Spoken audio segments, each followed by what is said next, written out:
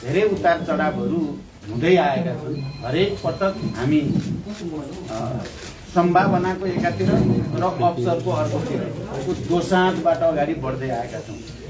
तपाईहरूले हेर्यो भने युद्धबाट शान्तिमा आउँदा, शान्ति सम्झौतामा हस्ताक्षर गर्दा, संविधान सभाको निर्वाचन गर्दा 2 पटक, अनि संविधान सभाबाट संविधान र निर्वाचन प्रक्रियातिर सिँगै राष्ट्रलाई लिएर जानुपर्ने ऐतिहासिक दायित्व पुरा गर्ने क्रममा पनि नेपालको राजनीतिमा के होला कि नहोला भने जस्तो जहिले पनि एउटा यस्तो स्थितिबाट हामी गुज्रेर आएका छौँ। तपाईहरुलाई पक्कै अझ बढी सम्झना छ, संविधान सभाबाट संविधान बन्ला कि नबन्ला।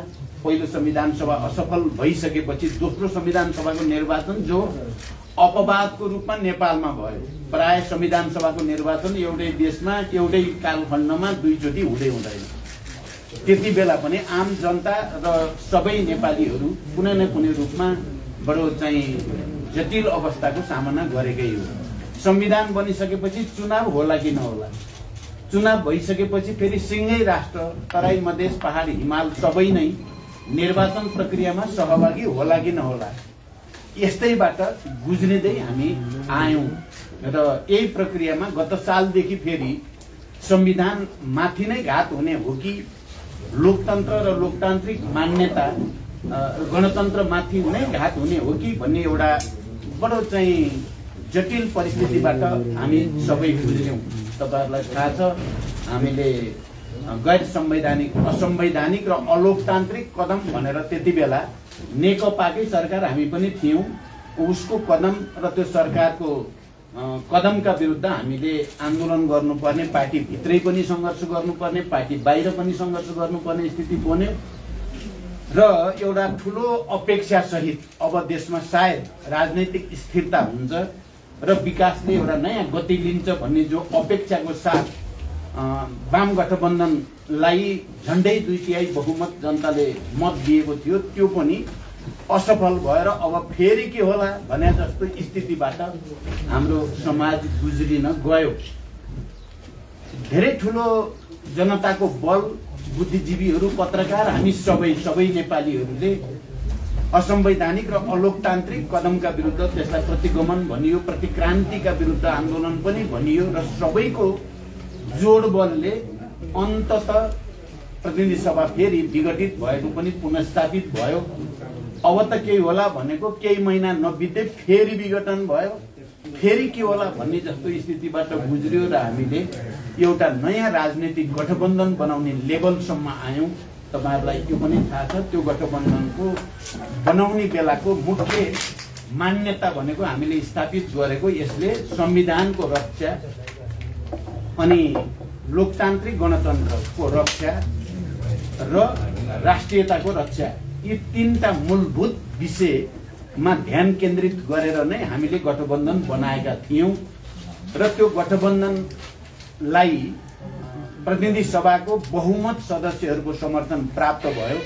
बहुमत सदस्यहरूको हस्ताक्षर सहित हामी राष्ट्रपति कहाँ पुग्यौं। बहुमत सदस्यको हस्ताक्षर सहित हामी अदालत पनि जानुपर्ने स्थिति आयो। यो सबै प्रक्रिया पनि हामी सबैले अब के होला भने जस्तो भइ नै राख्ने, घटना के होला, प्रति घटना के होला भने जस्तो अवस्थाबाट गुज्रिँदै हामी अगाडि बढ्यौं। र गठबन्धनको सरकार बनिसकेपछि हामीले साझा न्यूनतम कार्यक्रम बनायौं र त्यो साझा न्यूनतम कार्यक्रम पनि सर्वसम्मतले बनायौं। सरकार गठन भयो, कामहरू सुरु भयो। अब त चाहिँ स्थिरता लिने र अब फेरि एउटा नयाँ निर्वाचन प्रक्रियातिर गठबन्धन सरकारले नेतृत्व गर्छ होला भनिराखेको बेलामा फेरि यो एमसीसी प्रोजेक्टको विषयलाई लिएर निकै ठूलो विवाद, बहस, अन्यल आदि इत्यादि धेरै भए। त्यो धेरै मध्ये चाहिँ अब यो प्रक्रियामा चाहिँ सबभन्दा बढी चाहिँ माओवादी केन्द्र र त्यसको नेतृत्वको हैसियतले म माथि थुप्रै खालका टिप्पणीहरू पनि भए, त्यो तपाईहरु सबैलाई थाहा छँदैछ। र अन्ततः फेरि हामी हिजोसम्म आइपुग्दा यसलाई एउटा निकास दिइएको छ। यो निकास दिनु अगाडि राजनीतिमा फेरि एकचोटि के होला के नहोला, यो गठबन्धन बच्ला या नबच्ला, यो सरकार बच्ला या नबच्ला, अर्को समीकरण बन्ने हो कि या के हुने हो भने जस्तो स्थिति थियो। हिजोबाट आधारभूत रूपले र मूलभूत रूपले अहिलेका लागि ती सबै अन्यलहरू अन्त्य भएका छन् र गठबन्धन कायम रहन्छ, सरकार अगाडि बढ्छ। अब हामी निर्वाचन प्रक्रियातिर जान्छौँ भन्ने कुरा स्पष्ट भएको छ। मैले यति संक्षिप्त झलक तपाईहरुको अगाडि राखेँ।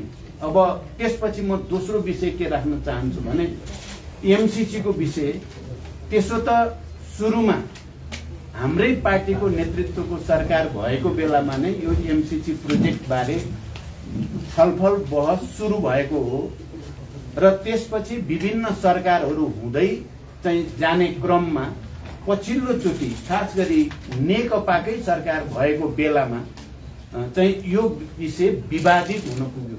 पहिला त हामी सबै खुसी थियौं ल अमेरिकी सरकारले एमसीसी मार्फत नेपाललाई अनुदान रकम झन्डै 55 अरब दिने भन्ने कुराले कसलाई खुसी लाग्दैन, सबैलाई खुसी लाग्ने नै कुरा भयो। हाम्रो पूर्वाधार विकासको निम्ति ट्रान्समिसनको निम्ति अनुदानको रूपमा त्यत्रो पैसा आउँछ भनेपछि कसैको पनि विमति पनि थिएन, विवाद पनि थिएन। यो राम्रो कुरा भयो भन्ने नै थियो। तर नेकपाको सरकार भएपछि यो विवादमा त्यति बेला अलि गम्भीर ढंगले आयो जति बेला यो सम्झौता एमसीसी प्रोजेक्टलाई आईपीएस को अंग भनेर भनियो। स्वयं अमेरिकाका केही मन्त्रीहरूले स्टेट डिपार्टमेन्टका केही डकुमेन्टहरुमा त्यो कुरा आइसकेपछि एक त दोस्रो नेपालका तत्कालीन परराष्ट्र मन्त्री प्रदीप गेवाली चाहिँ 25 वर्षपछि नेपालको तर्फबाट अमेरिकाको औपचारिक भ्रमण गर्ने पहिलो परराष्ट्र मन्त्री हुनुहुन्थ्यो। उहाँ गएपछि चाहिँ नेपाल पनि आईपीएस कै सदस्य भयो भन्ने खालको समाचार बाहिर आयो र त्यसपछि यो विषय अझ बढी विवादमा तानियो, बहसतिर तानियो।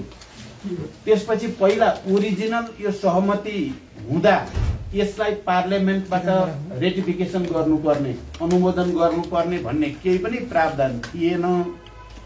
2019 मा गएर चाहिँ नेपाल कम्युनिस्ट पार्टीकै सरकार भएको बेलामा रेटिफिकेसन गर्ने भन्ने भएपछि र यसलाई कानुनी हैसियत दिने भनेपछि र त्यसपछि यो अझ बढी विवादित हुन पुग्यो र बहस अगाडि बढ्यो।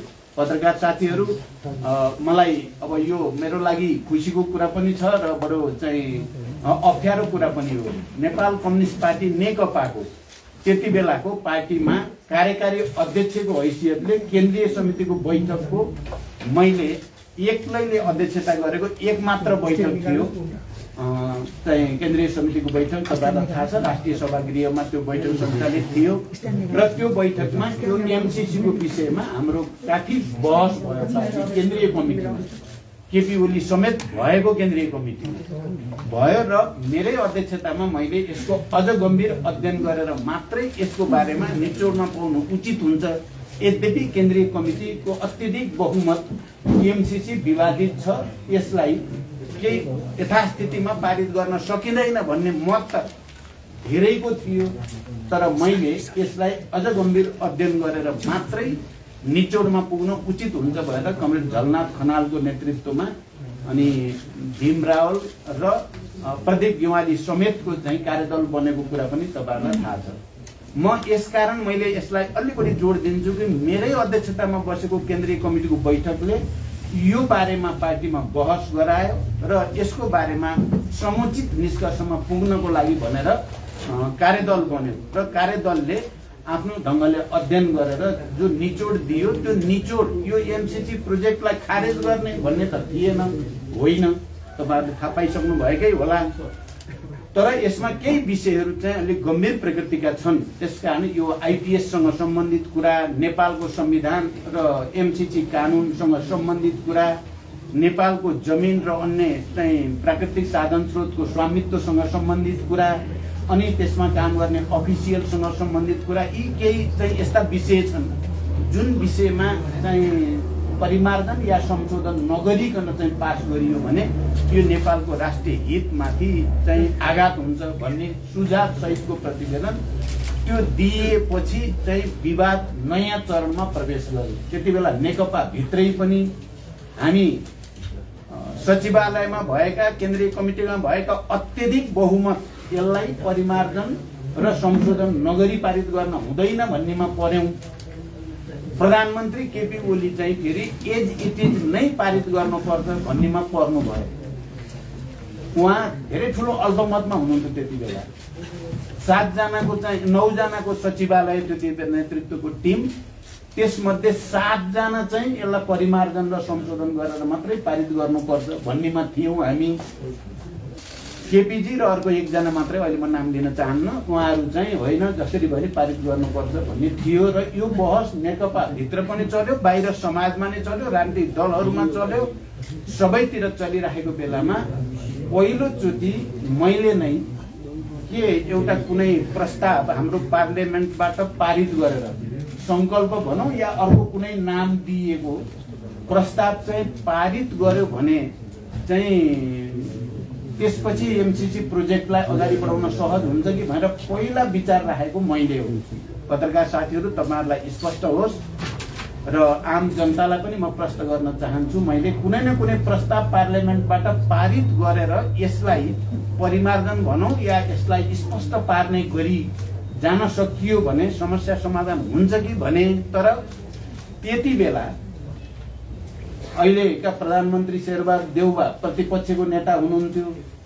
उहाँले चाहिँ यसलाई चाहिँ पारित गर्दा राम्रो हुन्छ भन्दाखेरि मैले कुनै प्रस्ताव पार्लियामेन्टबाट पारित गरेपछि चाहिँ त्यसले सहज हुन्छ कि भन्ने कुरा मैले गर्दा ल ठिक छ भनेर उहाँ सहमत हुनुभएको। उहाँ प्रतिपक्षको नेता हुनुहुन्थ्यो।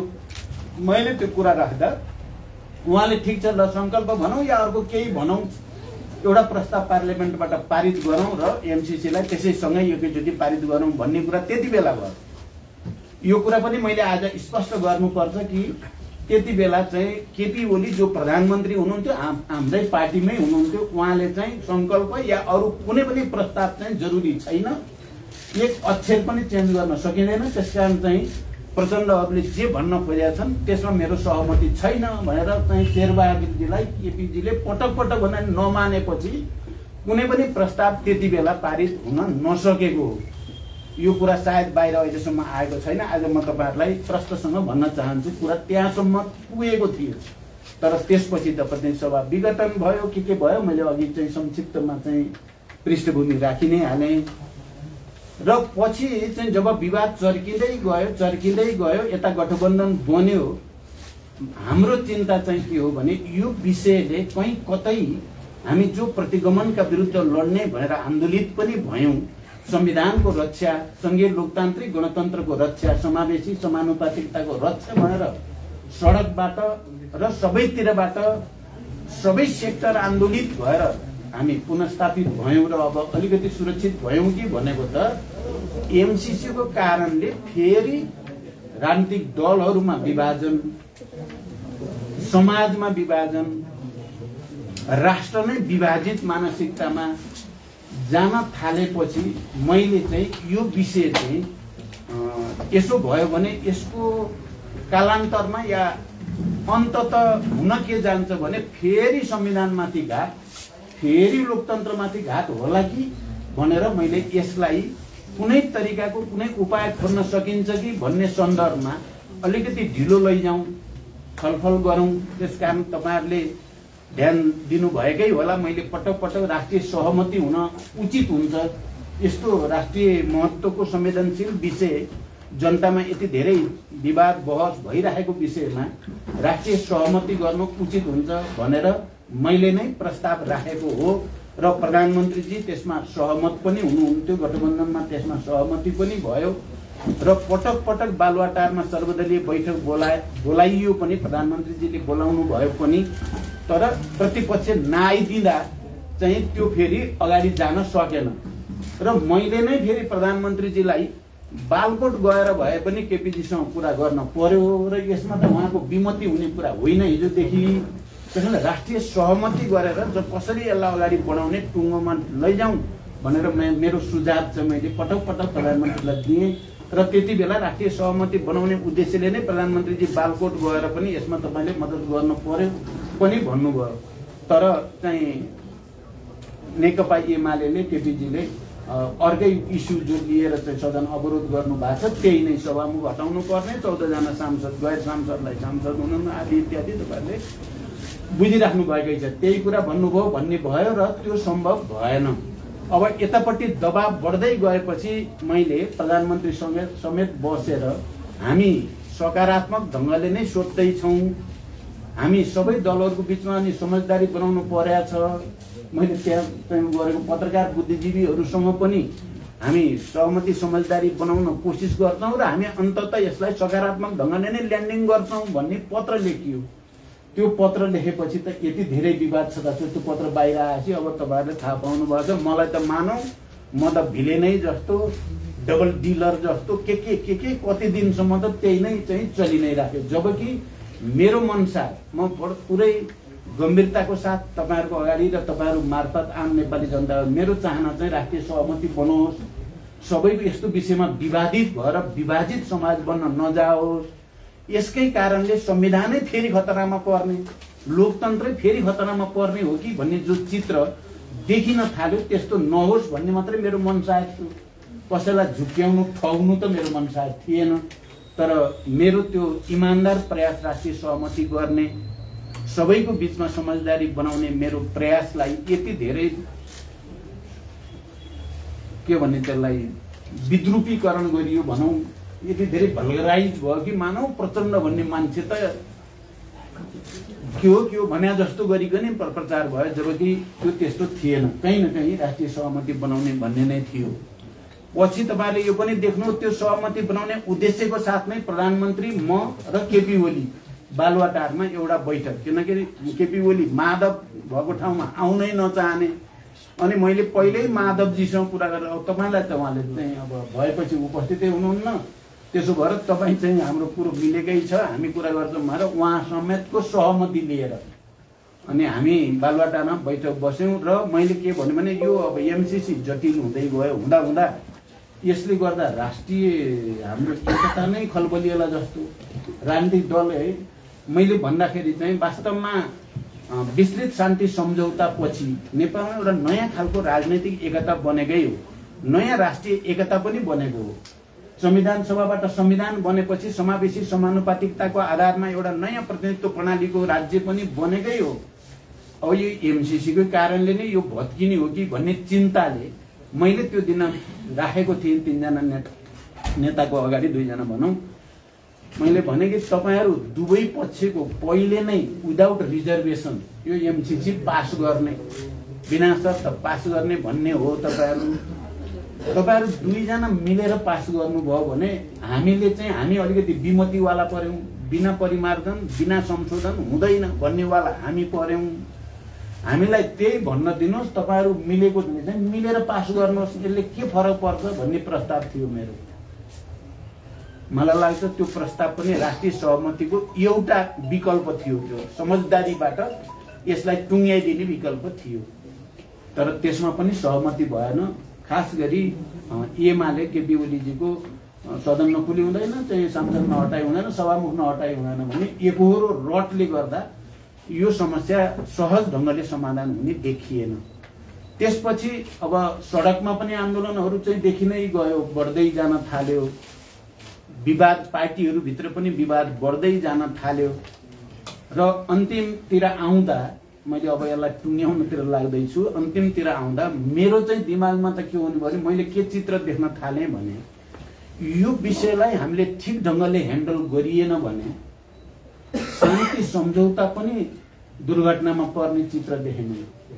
धेरै ठुलो कुरा हो यो। शान्ति सम्झौताका बाँकी काम जो पुरा गर्नु छ हामीले त्यो नै दुर्घटनामा पर्ने खतरा, संविधान त डिरेल हुने खतरा। यो सरकार जाने अर्को सरकार आउने मात्रै हुने देखिएन। यो गठबन्धन टुट्यो भने सरकार एउटा थियो अर्को आयो मात्रै हुने देखिएन।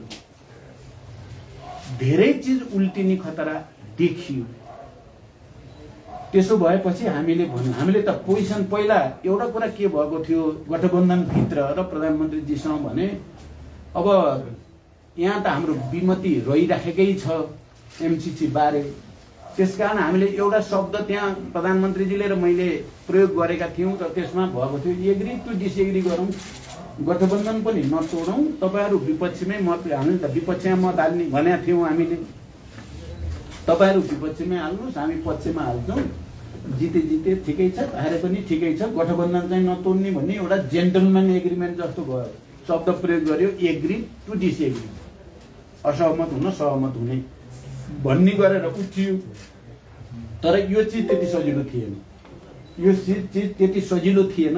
एक दुई दिन त हामीले त्यसलाई प्र्याक्टिस गर्न सकिन्छ कि भनेर कोसिस गरियो, तर त्यस्तो भएन। बरु अब फेरि त्यो कता अगाडि बढ्यो भने गठबन्धन तोड्ने, अर्को समीकरण बनाउने, सरकार बदल्ने आदि इत्यादितिर चाहिँ अगाडि बढ्न थाल्यो। बढेपछि चाहिँ यो त फेरि चिन्ताको विषय, फेरि उही पुरानो ठाउँमा जाने खतरा आइसकेपछि हाम्रो पार्टीमा भएका छलफलहरूमा मैले प्रस्ताव राखेँ कि उपाय खोज्नुपर्छ है। हामीले एकहोरो चाहिँ भनेर सम्पूर्ण यो प्रक्रियालाई दुर्घटनामा जाने खतरातिर धकेल्न सकिँदैन। सकारात्मक केही उपाय छ भने हामीले त्यतापट्टि सोच्नुपर्छ भनेर मेरो दिमाग अब कहाँ गयो, अघिको कुरालाई यहाँहरूले सम्झिनु भयो होला। एउटा प्रस्ताव पारित गरौँ पार्लियामेन्टबाट भन्ने मैले पोहोर सालै जे भनेको थिएँ, मेरो क्लिक अब त्यहाँ भयो। त्यतापट्टि एउटा प्रस्ताव केही हुन्छ कि भन्ने भयो। यही क्रममा चाहिँ हाम्रा पुराना एकजना कर्मचारी, तपाईहरुले नै चिन्नुहुन्छ, धेरै समयसम्म परराष्ट्र सचिव हुनुभएको, सार्कको महासचिव पनि हुनुभएको त्यो सचिवालयको डाक्टर अर्जुन बहादुर थापा, उहाँसँग भेटियो र केही उपाय हुन सक्छ भन्ने छलफल गर्दा उहाँले थोरै उपाय मलाई बताउनु भयो। त्यति बेला म झलनाथ खनाल र नारायण काजी सँगै थियौँ र हामी सँगै बसेर उहाँको कुरो सुन्दै जाँदा थोरै इन्लाइटन जस्तो हुन्छ नि, यहाँनिर रहेछ है त्यही बात छिर्ने बाटो। उहाँले बताएको अरू लामो त अहिले मैले भन्नु पर्यो नि, तपाईँले बुझिराख्नु भएकै छ। उहाँले मेनली के बताउनु भयो भने माने अन्तर्राष्ट्रिय कानुनको, उहाँ गोल्ड मेडलिस्ट पनि हुनुहुँदो रहेछ, धेरै वर्ष गर्दाखेरि बुझ्नु, अन्तर्राष्ट्रिय कानुनको र दुई देशको बिचको शान्ति के अरे सम्झौता सन्धि ऐन अन्तर्गत आउने कुराको हकमा जेनेभा कन्भेन्सन अथवा के अरे जेनेभा भन्न आयो, भियना कन्भेन्सन अनुसार चाहिँ एउटा पक्षले आधिकारिक ढङ्गले यस्तो व्याख्यात्मक घोषणा गर्यो पार्लियामेन्टबाट भने त्यसको कानुनी मान्यता हुन्छ, अर्को पक्षले मान्न पर्छ, इन्टरनेसनल कोर्टमा पनि त्यो मान्यता प्राप्त हुन्छ भन्ने कुरा र यही एउटा उपाय हो भनेर उहाँले बताउनु भयो र हामीलाई कहीँ न कहीँ उज्यालो देखिए जस्तो, यसको समस्या अब समाधान हुने ठाउँतिर गयो भने जस्तो भयो। लगत्तै पछि हाम्रो फेरि लेफ्ट बुद्धिजीवीहरू, कानुनविदहरूसँग पनि कुरा भयो, खास गरी गोविन्द बन्दी यो सम्बन्धी इन्टरनेसनल ल सम्बन्धी उहाँको पनि अहिले राम्रै टकल छ। उहाँले पनि यो चाहिँ बाटो छ, भियना अभिसन्धि अनुसार यसो गर्न सकिन्छ भनेर उहाँले अलि विस्तारपूर्वक पनि बताउनु भयो, त्यहाँ पनि देखियो। त्यही क्रममा गगन थापाहरू पनि यो विषयमा लागिरहेको पनि थाहा पाइयो र त्यहाँ पनि कुरा गरियो। गरेपछि यसलाई बिना शर्त जस्ताको तस्तै यथास्थितिमा सम्झौता अनुमोदन गर्नु नपर्ने एउटा घोषणा सहित गर्दा त्यसले कानुनी मान्यता प्राप्त गर्ने रहेछ। यो महाकालीमा गरे जस्तो संकल्प हुने रहेनछ। यहाँ कतिले महाकाली जस्तै हो, यो केही नै होइन भन्ने छ, त्यो होइन रहेछ भन्ने भएर यहाँ मलाई एकजना चाहिँ विद्वान चाहिँ कानुन व्यवसायी भनौँ या चाहिँ अधिवक्ताले मलाई एउटा चिठी दिनुभयो र यसले मेरो लागि चाहिँ निकै ठुलो मनोबल यसले दियो मलाई। यो तपाईहरुले चिन्नु पनि हुन्छ, के अरे डाक्टर सूर्य प्रसाद सुवेदी भन्ने जो लन्डनमा बस्नुहुन्छ र ख्यातिप्राप्त अन्तर्राष्ट्रिय लयरको रूपमा हुनुहुन्छ। उहाँ इन्टरनेसनल लकै उहाँ चाहिँ एउटा विद्वान हो, चाहिँ स्थापित व्यक्तित्व हो जसलाई विश्वका विभिन्न देशले बोलाउँछन् उहाँलाई।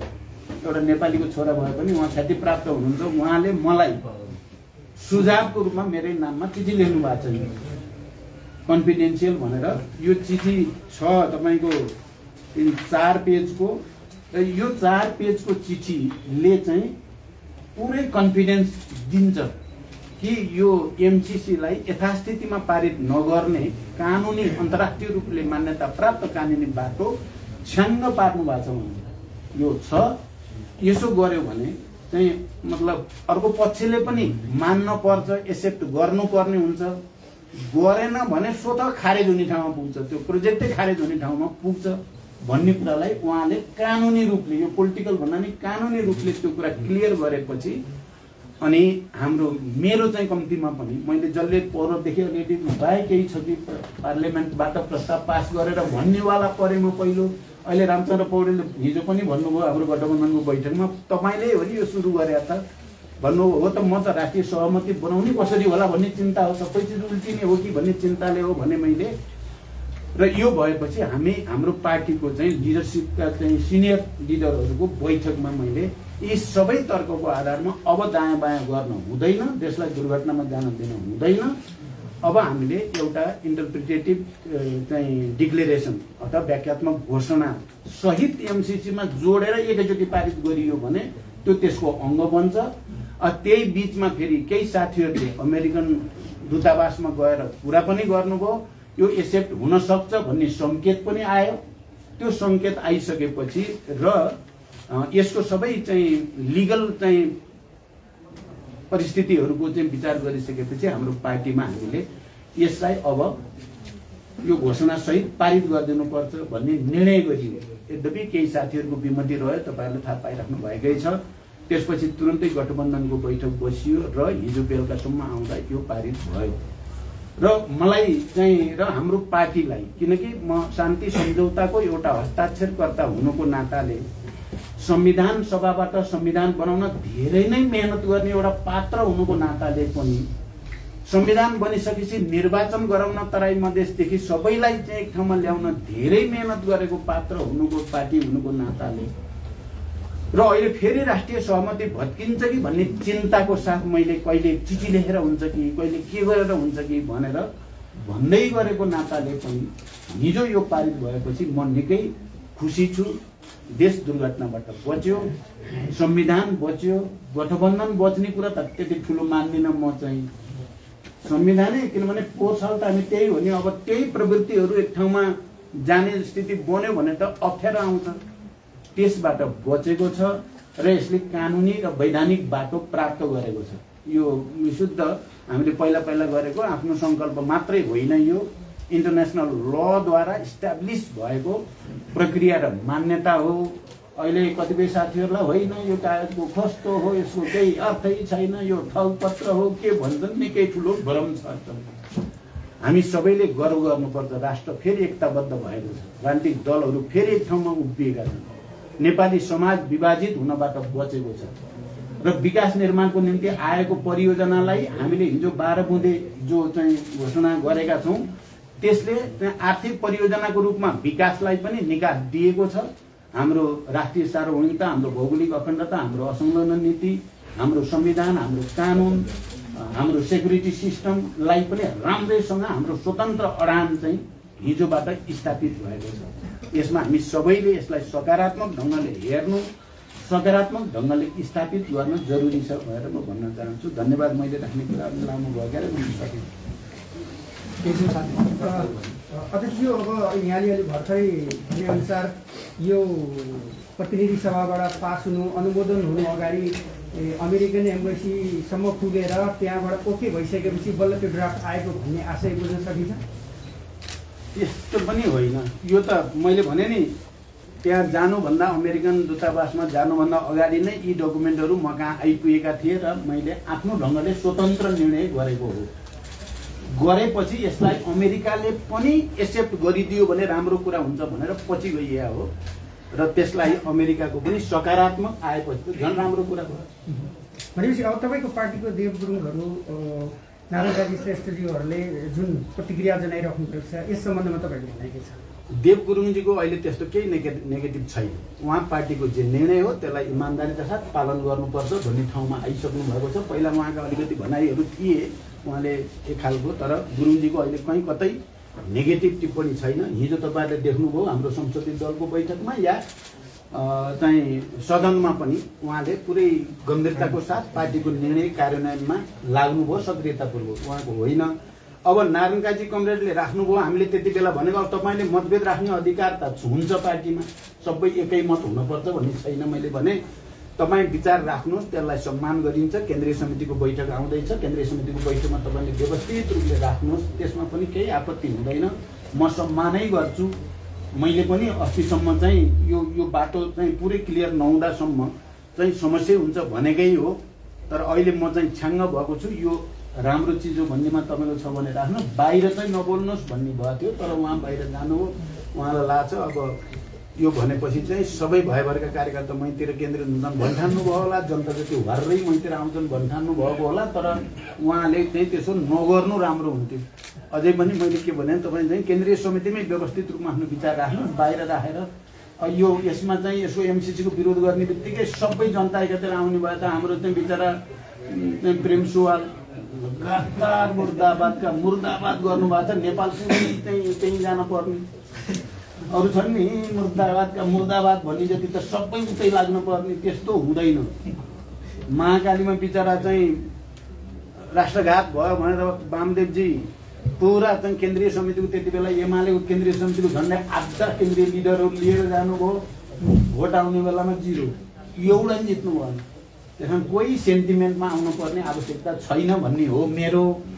तर अब कसैलाई चाहिँ अब त्यही बाटो हिँड्न मन लाग्यो भने त कसले रोक्न सक्छ र? राजनीति त भोलिन्टियर कर्म हो नि, यो जबरजस्ती कसैले कसैलाई बाध्य पार्ने कुरा हो। अनि अध्यक्ष जस्तो एउटा है तपाईँ यति धेरै प्रश्न हुनुहुँदो रहेछ, गगन थापाको चर्चा हुन्थ्यो हो, तपाईँले सङ्कल्प प्रस्तावको कुरा गर्नुभएको सत्य हो। अनि यति धेरै प्रश्न छ्याङ्ग भएको मान्छे आफ्नै पुलिस आफ्नै कार्यकर्ता यिनीहरूलाई भिडाएर कुटाएर यहाँसम्म किन लिएर जानुभयो? त्यो पनि त एउटा दुर्घटना हो नि। अब कुनै अप्ठ्यारो महसुस भएको छ अहिले? मलाई त त्यस्तो भयो। मैले हिजो संसदीय दलको बैठक, ठिक तपाईँले ठिक ठाउँमा उठाउनु भयो, मैले संसदीय दलको बैठकमा सडकमा आन्दोलन गरेर खबरदार नेपालको राष्ट्रिय स्वाधीनता स्वतन्त्रता सङ्कुचित हुन नपाओस्, राष्ट्रघात हुन नपाओस् भनेर गर्ने आन्दोलनकारीलाई मैले धन्यवाद भनेको छु। उहाँहरूले राष्ट्रियताप्रति सजग भएर सडकमा गएर आवाज उठाउनेहरू, हामीले विपक्षमा भोट हाल्छौँ है यो यथास्थितिमा त हामी पास गर्दैनौँ भने त मै हो नि अस्तिसम्म, हामी त्यसो भनेर त्यहाँ बहस गर्नेहरू या तपाईँ पत्रकार साथीहरूले विभिन्न कोणबाट चाहिँ विषयलाई विचारलाई सम्प्रेषण गर्न मद्दत गर्ने सबैलाई मैले धन्यवाद भनेको छु। किनकि यो सबैको त्यो मेहनत नभएको भए यो चाहिँ व्याख्यात्मक घोषणासम्म आउने थिएन। त्यसकारण यसको सम्बन्ध त्यहाँ छ है मित्र, तपाईँहरू ख्याल गर्नु होला। त्यो सबै भएपछि अमेरिकाले पनि कहीँ न कहीँ अलिकति नयाँ वे आउट त दिन पर्यो नि त। नेपाल त बडो नराम्रोसँग विभाजित र आन्दोलित पो हुने हो कि भन्ने अमेरिकनहरूलाई पनि लाग्यो, नेपाली कङ्ग्रेसलाई पनि लाग्यो। हामी त त्यहाँ छँदै थियौँ, हामीले त त्यही बहस गरिराखेकै थियौँ। त्यो सबैले गर्दा पनि अब सम्झौताको अङ्ग कानुनी हैसियतसम्म सहित यो व्याख्यात्मक घोषणा यथार्थ हुन पुग्यो हो। चुपचाप बसेको भए त पोहोर साल कुरा जति बेला मैले कुनै न कुनै प्रस्ताव चाहिँ पारित गर्न पर्छ सङ्कल्प भए पनि भन्ने कुरा राख्दा केपीजीले अक्षर एउटा पनि चेन्ज हुन सक्दैन भन्ने स्थिति भएको भए यो हुन्थ्यो त भन्दा यो त आम जनताको पनि पहल कदमी, सबैको पनि सहभागिताले एउटा समस्या समाधानको बिन्दुमा पुग्न त्यसले मद्दत गर्यो। त्यसकारण मैले आधिकारिक रूपमा पनि आन्दोलनमा सहभागी सबैलाई पनि धन्यवाद भनेको छु। उहाँहरूको पनि योगदान छ यो घोषणासम्म ल्याउन र यो एउटै बनाइयो नि त। अब त प्रस्ताव त अब त नेपालको त सार्वभौम प्रतिनिधि सभाले त्यो सम्झौता र यो घोषणालाई एकैचोटि पास गरेको छ नि, दुईटा अलग अलग प्रस्ताव बनाएर होइन। त्यहाँ यो त अभिन्न अङ्ग बनि नै सक्यो। यो बनाउन मद्दत गर्ने सबैलाई मैले हृदयदेखि धन्यवाद दिन्छु। तर गगन थापाले आन्दोलन सुरु हुनुभन्दा अगाडि नै गगन थापाले विषयहरू चाहिँ मलाई लाग्छ धेरै कुरा। एउटा क्वेसन छ मेरो। भियेना कन्भेन्सनमा अमेरिकाले हस्ताक्षर गरेको छैन, यो हस्ताक्षरको मागको हुनाले चाहिँ अमेरिकाले हस्ताक्षर नै गरेको छ, अमेरिकन कङ्ग्रेसले पास गरेको छैन मात्रै हो। भियेना कन्भेन्सन हस्ताक्षर गरेको छैन भन्ने सत्य होइन। भियेना कन्भेन्सनमा अमेरिकाले हस्ताक्षर गरेको छ, कङ्ग्रेसले स्वीकृत गरेको छैन। यसै विषयमा मैले अलिकति जोडेत गरेँ। यसले एक प्रकारले सन्धि नै होइन भन्ने पनि गरेका छन्। त्यहाँ तपाईँको अहिले त्यहाँ 4 पेजको रहस्यमय कुरा छ। रहस्यमय छैन, सिधै छ। तपाईँले भन्नु म गुरु पढ्दिनँ नि पढिदिनु भन्दा पनि त्यसमा चाहिँ नेपालबाट परराष्ट्र मन्त्रालय हुँदै पठाएपछि चाहिँ त्यसले अमेरिकाले एग्री गरेको देखाउनु पर्ने अथवा त्यो प्रकारको सुझाव तपाईँले दिनु भएको छ कि छैन त्यो पेपरमा के छ भनेर मैले रहस्यमय भन्न खोजेँ। होइन, त्यो केही रहस्यमय छैन, यो चाहिँ गर्नै पर्छ भन्ने अर्को पक्षले पनि त्यसलाई स्वीकार गर्नै पर्छ अथवा नेपालले गरेपछि पुग्यो होइन, अर्को पक्षले गर्छ, गर्नै पर्छ त्यो कन्भेन्सन अनुसार। गरेन भने एमसिसी खारेज हुन्छ। हिजो अर्थमन्त्रीले बोलिसक्नु भयो नि, यति प्रष्ट छ क्या कुरा पत्रकार साथीहरू।